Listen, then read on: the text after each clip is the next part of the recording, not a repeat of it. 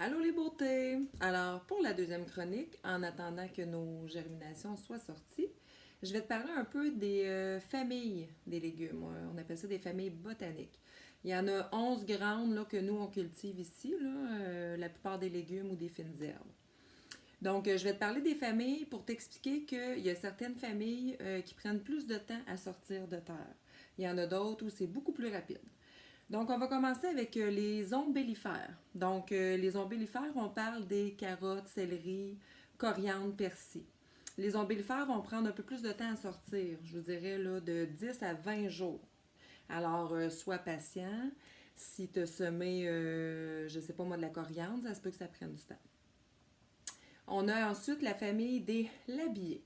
Labier, on va avoir beaucoup les fines herbes, donc menthe, lavande, basilic, thym, romarin. C'est une famille qui sert beaucoup à faire des huiles essentielles. Cette famille-là va sortir, les germinations vont sortir à peu près de 6 à 8 jours.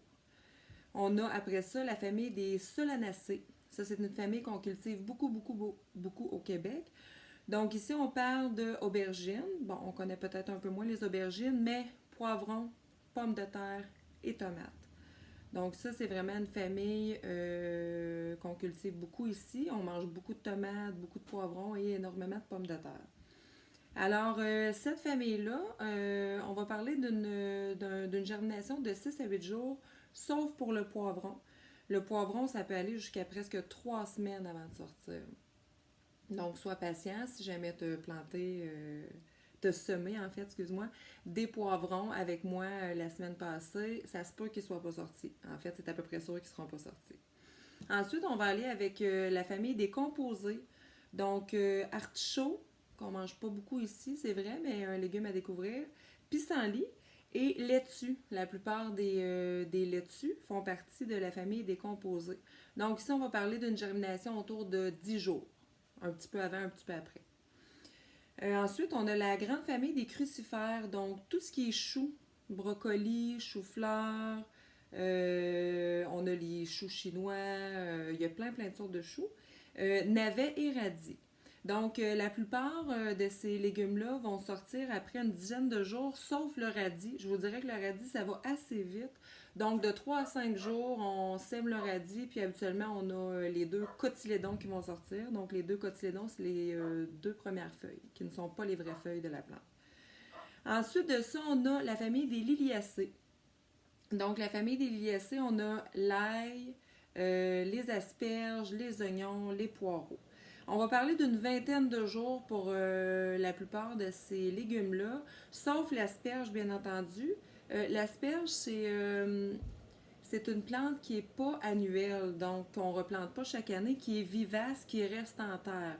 Donc, c'est une griffe qu'on sème en terre, qu'on plante en fait, parce que la griffe, elle est déjà là, et elle va être là durant une vingtaine d'années au moins. Donc, elle va revenir chaque année sans qu'on ait à la replanter. Donc, c'est plus particulier chez l'asperge.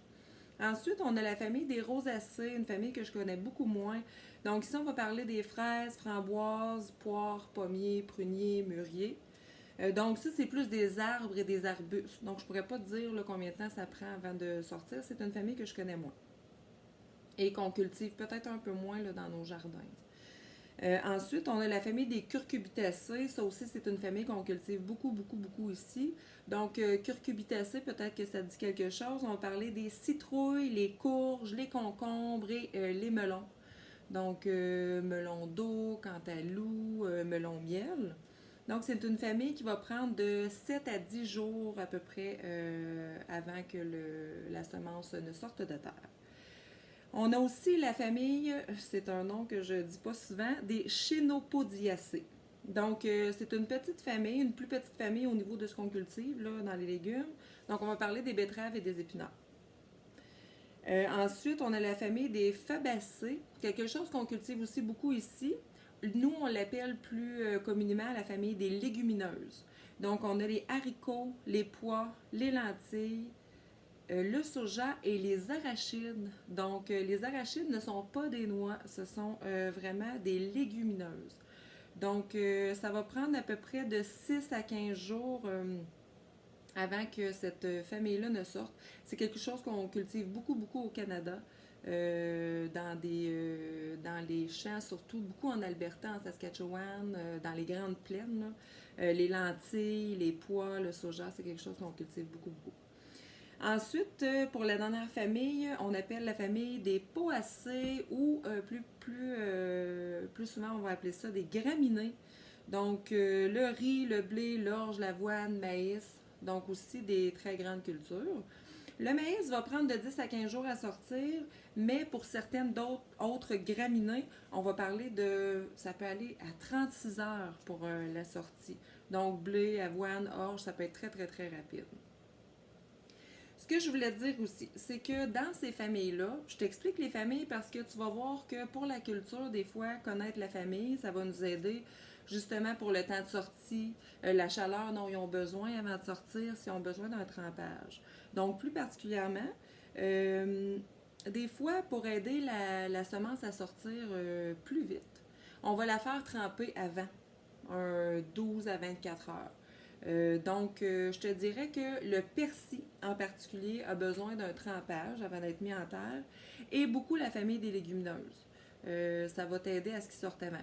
Je te dirais même que les carottes, ça peut t'aider beaucoup parce que les carottes, comme ça prend de 10 à 20 jours, puis que la terre doit toujours être trempe, ça peut être un travail de longue haleine. Sauf que les semences de carottes sont très, très petites. Donc, après ça, les semer une fois trempées, c'est un petit peu plus complexe. Mais ça se fait.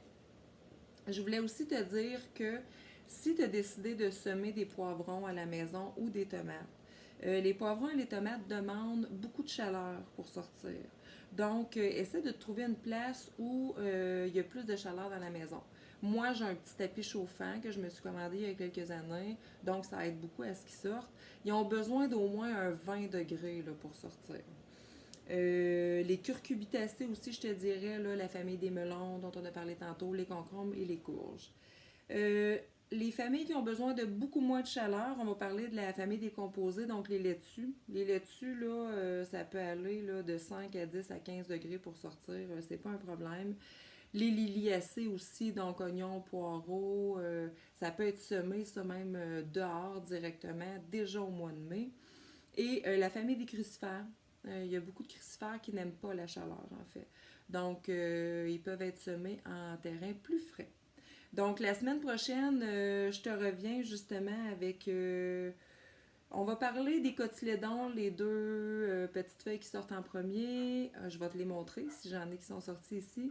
On va parler aussi des vraies feuilles, puis on va essayer de faire un peu de repiquage ensemble parce qu'il y a certaines choses que tu sèmes à l'intérieur qui ont besoin d'être repiquées à un moment donné pour leur donner un petit peu plus de force. Donc, si mes plants sont assez gros, on va les repiquer ensemble. Je te souhaite de jouer dehors avec le beau temps qu'on a en ce moment. Je te souhaite beaucoup d'amour familial. Je t'aime, je pense à toi.